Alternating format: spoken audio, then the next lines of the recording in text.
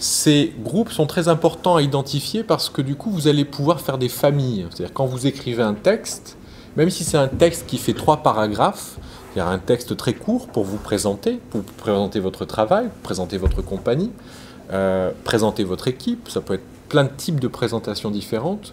Ce texte-là va être adapté à chaque fois aux personnes à qui vous l'envoyez. Ça pose la question de sous-groupe, mais ça pose aussi la question de à qui vous l'envoyez ce texte. À qui vous l'envoyez, surtout quand vous vous adressez à des opérateurs qui sont à l'étranger. C'est-à-dire que vous avez, vous, une manière de communiquer avec, je prends l'exemple de Anne Kums, Alain Kounalari, qui ne va pas être la même si vous communiquez avec un opérateur qui est en Australie, qui est en Corée, qui est en France, qui est en Espagne. On attend, un professionnel va attendre des informations qui sont particulières à son propre contexte. On prend toujours le cas de la différence qu'il y a entre les dossiers de présentation des projets français et anglais. Un dossier de présentation français va être extrêmement long et extrêmement détaillé. On parle énormément de sa note d'intention, du concept artistique, de la genèse du projet. En Angleterre, si votre présentation fait plus d'une page, on considère qu'elle n'est pas bonne. C'est-à-dire qu'elle n'est pas utilisable, que vous n'allez pas droit au but, que vous ne savez pas utiliser les mots-clés, que vous ne savez pas vous présenter. Et effectivement, en Angleterre, on va utiliser beaucoup les mots « Mon spectacle, il est merveilleux, il est génial, il est sublime, il s'adresse à tout le monde, et je suis pas cher, et je peux faire tout ce que vous voulez en plus ». C'est pas vraiment le type de discours qu'on trouve dans des dossiers de compagnies françaises, art de la rue, art du cirque, peu importe. Donc, de savoir à qui on s'adresse est très important. Kuhn parlait d'une notion qui est clé, c'est la notion d'image. C'est ce qu'on appelle le branding. Alors ça fait très joli en anglais, dire image ça marche très bien aussi. Hein. Donc de travailler sur l'image de votre compagnie, c'est une donnée qui est très importante. Et il y a beaucoup de compagnies qu'on pourrait citer tous les deux qui sont en mesure de capitaliser sur leur image. Si je vous parle de Racehorse Company, une compagnie finlandaise que vous avez pu voir passer, elle a une image très précise.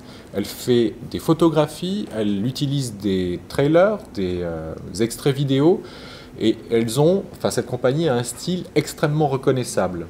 C'est la même chose pour James Thierry, par exemple.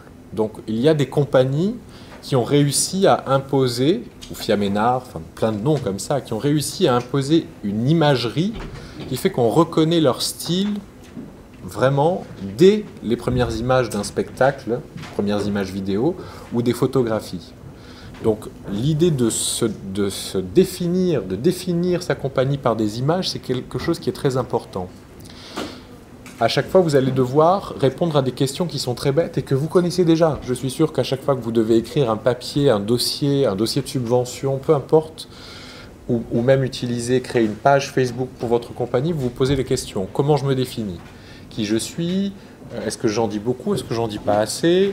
Pourquoi je fais ce projet? En quoi ce projet consiste? Etc. etc. Ce qui est intéressant quand on parle de stratégie de communication, c'est que vous avez plein d'outils à disposition. Et aujourd'hui, parce qu'on est dans une ère 2.0, on a peut-être beaucoup trop d'outils à disposition. Cette idée d'avoir une multitude d'outils, ça vous force à vraiment travailler pour utiliser les outils qui sont les plus adaptés à votre besoin. Vos idées, vos concepts, et tout le challenge pour vous, c'est d'essayer de le faire en très peu de mots, en très peu d'images, sans tomber dans des généralités. Donc, Kuhn parlait tout à l'heure de la photographie, avec cette idée que la photographie, si vous prenez en photo en train de faire du trapèze, ça pourrait être vous, mais ça pourrait être 150 autres compagnies. C'est la même chose pour les textes. Une compagnie de cirque qui parle de...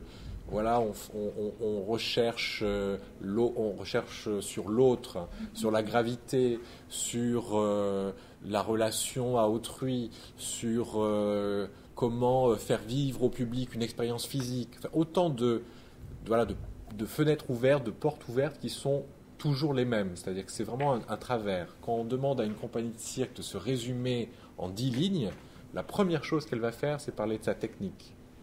Ce qui est la dernière chose qui est intéressante pour le public et pour un programmateur. C'est-à-dire, ce qu'on veut, c'est du contenu artistique. C'est pas que vous me disiez je sais jongler avec cette balle. Je m'en fous. Enfin, il y en a plein qui savent jongler avec cette balle. C'est pas votre spécificité. Donc c'est toujours important de marquer ce qui vraiment vous tient à cœur. Et c'est pareil pour le concept artistique. De faire une recherche sur l'altérité, sur l'autre, sur le fait de se trouver au milieu de la ville perdue, etc. Ces grands concepts qui sont généraux, à bas la guerre, vive l'amour, etc. En 10 lignes, du coup, ça fait que votre projet va être très similaire à 50 autres. Et ça va sans doute pas refléter ce que réellement vous avez voulu dire ou les concepts que vous avez voulu utiliser dans votre projet artistique. Une initiative de la Fédération Wallonie-Bruxelles.